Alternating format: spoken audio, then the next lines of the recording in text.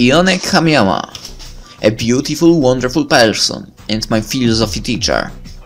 I already stood in front of the door to her office. She wasn't there. I was going to give her a note for Love's Day. And even though the only thing I imagined now was how she could react if I really gave it to her, I never could stop thinking about her as the woman I loved. You know that I think about it? You could just pass the note under the door. Right? Right? Why not? But well, maybe that's good. If she'd say no, I'd probably die right there on that spot. It was horrible. But she wasn't there. Nothing happened.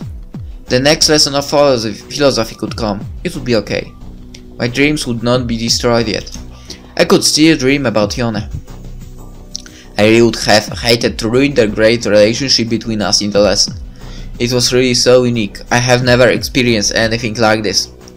Ione, my Ione, she was so beautiful. When she came in, I could only once again melt over her body. She had such a great taste in dressing. Maybe just a little too provocative, but it was just what turned me on so much about her. I could not stop thinking about her. My fantasies were more and more explicit every day. I couldn't help it. I thought the thought that I was immoral, that I had no respect for women. If I ever told someone what I fantasized about with her, that person could easily say I was only interested in Ione's breasts and just wanted sex with her. But while I did really want sex, I just wasn't going to accept the fact that was disrespectable. Why couldn't I have these terrible fantasies? Why was it wrong to see a girl as a sexual object? There was a tremendous fight inside me. I remembered being just like Tomomi and the book readers. In fact, I was one of them, and by that time I really couldn't even think about Miori, for example, in a sexual way. There was too much feelings, too much of love. But now, why I could think about women in a sexual way, it just had to be true, that I could love them just as much as Miori. I knew what I felt, and if I compared it to what I felt for Miori, my love now was no less than before. There was no less respect, no less beauty, and no less heartbeat than those times when I first was in love. I noticed I was becoming more and more in need of a woman's body. Sometimes Ione would be just like my prey. If I really had a chance of having her, I would just be all over her, tear all her clothes off her. First her blouse, then her skirt, and it was terrible, but I was really this kind of person. But despite this, I knew I wasn't bad. It couldn't be. So even though I just experienced a terrible situation in front of Ione's office, I just couldn't help it. The lesson started and it simply was that way. That even though I enjoyed the lesson, always. That I was always paying attention and I was most of the time participating and following the matters discussed. There were always a few moments when I stopped and my mind just drifted away with Ione. I would look at her legs, her hair, her body, and just get carried away by that aura she radiated. She was so completely unaware of what she does to me. Her legs. I look at her and imagine how her skin feels like. And her breasts. I always hope I wasn't staring too much. One day this is going to be the end of me. If I just could kiss. Snap! I had to stop it. This happened pretty often now and it wasn't a good sign. I got back to the lesson. As usual, it was great. What could I say? It was a precious time and I had with Ione. And again we made some jokes. This was such a great thing. Philosophy with her. And as the lesson was nearing its end, I reminded myself of something I had to discuss with her after the class. It was just a little thing, really, about my new work topic. I needed to know whether she could let me use her personal philosophy books she had in her office. I saw several good books she had, from which I needed some abstracts, mostly to build a historical outline. I would need them later, and I wanted to just borrow them for a few days, because I hated the public library system, and I didn't want to go there if I had those books under my nose. Besides, I would tell her I was lazy. It would be like a joke and she'd loan them to me. I knew it. When the bell sounded, everyone packed their things in and went out. I came to Ione just as the classroom was emptying itself. I asked her to please lend the books to poor lazy me. She started to joke back and asked just what I had done to deserve that. Her tone said, of course, that she'd lend them to me, no problem. I laughed and told her, well, then she said jokingly whether I thought I could just smile at every girl and get everything so easily. Of course she would loan them to me. She told me quickly. I just had to tell her when I needed them and that would be no problem. But as for me, I was in a shock. Those words. She must have heard those Love's Day messages through the school radio. I got even more messages from girls this time. I know many people heard the messages directed at me because they talked to me about it, and somehow my popularity has grown even more because of that. Of course I was far from thinking, or was she? Just a little. Because she heard my name, she knew who I was. So was she maybe jealous? Was she jelly or was she not jelly? Those were just a few words and jokes at that, but I thanked her by nodding, but then I was just about to turn and leave, and I was turning around to leave when those words came out of me. Still, in a playful tone, I answered she would get one, but she was in her office. I answered she would get one, but she was in her office. I was going away. What did I just say there? I can't believe that. He said it. He said it. He just said it. I couldn't believe it. What did I just say? I said it. Of course the tone was not too serious, but I had to leave. I couldn't look at her now. This was terrible. Tomorrow it will all be forgotten. I knew it, so I should just be out of that classroom before she can understand it the wrong way. Or better, the right way, because I really was there. Just get out. The few seconds it took me to get from the teacher's desk to the door seemed like an eternity. I may have overdone it, maybe this was too much joking, too personal. But she was also a little personal. She mentioned she didn't get anything for Love's Day. I really was in trouble, and I felt like in a slow motion film. This needed to be over soon. I still can't believe that. We didn't have to do this to ourselves. This wasn't necessary. I thought of us, we and Yone. Although I really wasn't sure whether she meant it at least halfway seriously with the Love's Day card. But even though it seemed not, still wanted to stop this situation before it would get out of hand. I never knew how Yone looked, what she felt. But as I was walking to the door, hoping to just get out of the classroom, I imagined how she looked. What was inside her head? Has she taken it seriously? Was it okay to say that? Or maybe did she understand? Most probably, I only got her confused like that time with the snowman. Maybe even more. This was too direct. But she mentioned it first. What should I do? Out, only a few steps. I went home, earlier. What? I didn't hear that. No, it couldn't be. It was barely to be heard, but I heard it. She said she went home earlier in a perplexed tone, just for herself, I guess. In an instant I knew how she looked. Her voice said it all. Shocked, confused, thinking if it could really be true. If that situation she was in now really existed. If I really was there that day. But why did she say it out loud? It was so silent. It was barely to be heard. But why? Did she hope I would hear it? Or did she want to say it louder so I could hear it and then all the confusion and fear set in? But she said it. I heard it. Or did I?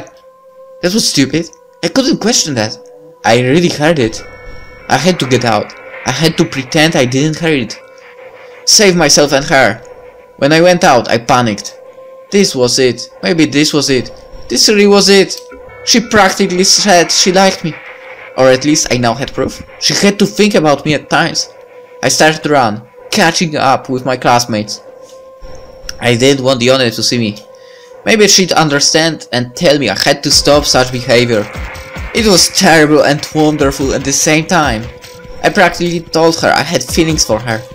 I did then. I did it! I told her. I didn't sense her coming out of the classroom. I was safe. The fear now took over me. I could think of nothing else than the fact that now she knows. The following days would be crucial. Everything would be decided now. A huge advantage was that now I had time. If she'd be in her office and I'd give her the note, she'd have to know it was a love note, because I didn't suppose she'd expect a joke. It wouldn't make any sense, even with the relaxed relationship between us. She would know and would maybe, reject me right away. It would be all over. But this was a little better. There still was hope. Nothing was lost yet. Or maybe it was, but for me, it would be over only when I would find out. And that would be not today.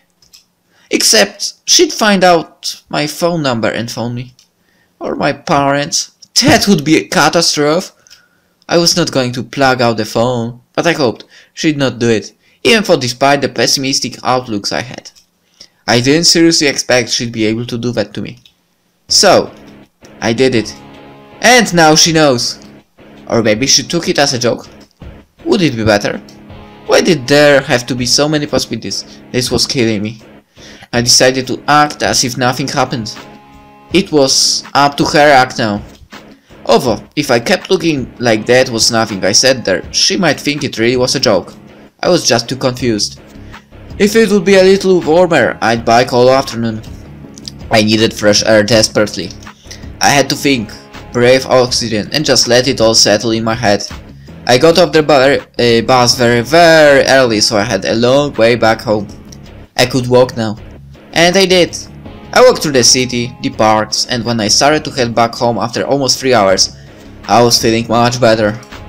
I would be decided very soon. I was too exhausted to think now. Somehow it would resolve itself. I had no power to deal with it. I guess the last week was too much for me. But I did it, and I knew I had to do it. I remembered my thoughts about this year. All would end. The following days were a nightmare, a torture beyond another. I did not see Yone and the weekend was here. So I really wouldn't know. Yet. Slowly it began to take over my whole thoughts. I could think of nothing else than what Yone would do, say. The weekend was terrible. I could not stand it. On Sunday afternoon, I was determined. I would go and ask her for the books on Monday. It was a cheap excuse, but I had to see her and find out. I just couldn't go on any longer. Monday. I got up and in an instant I felt this uncomfortable feeling in my stomach. The decisive move. The day I would find out. I had to do it. I really had to. And this time I couldn't allow myself to stand around the hall and think about what would happen. There would be students going around. I would have to act. Whatever would happen, it would still be better than this. I didn't even care about the philosophy lessons now. I suffered too much from this. This had to be resolved. Once and for all.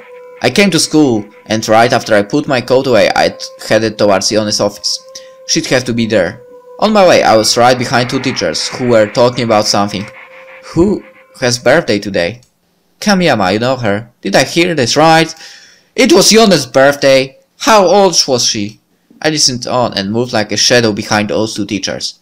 34 years. What an anniversary. I didn't know she had a birthday today. And I was almost near her office now. I felt so strange now. Yone, my Yone, she had birthday. This was wonderful. My eyes started to hurt. Tears wanted to come out. What a beautiful day this would be so for her. I didn't even know how. I didn't think I was there, and I knocked on her door. She opened. She was so beautiful, so wonderful. A little surprised, but wonderful. I didn't even think about that decisive day now. For a second we stood there, saying nothing, just for a second, but it was a little longer than would have been normal. I was so delighted by her appearance, I couldn't say anything. And she had this wonderful look, which could make any person happy, so full of love. It was this look that I loved about her. Whoever would be the chosen one to be the one who she really meant to give that look, would have to be happy forever. I was so swept away by that wonderful moment that maybe it was me who made it so strange. Maybe we didn't even think about what happened at that last lesson. Nevertheless, it was a strange situation. I had to do something. I couldn't hide my delight, however. I was afraid. But I managed to say that I actually came for the books, but I had no idea that I stretched my hand out.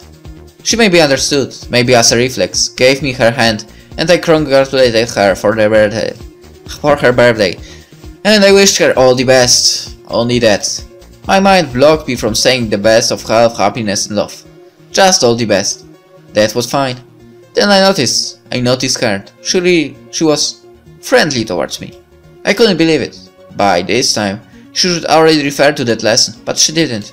She faked me with that wonderful, beautiful face and went to get the books. I stood in the doorway. I didn't want to go in.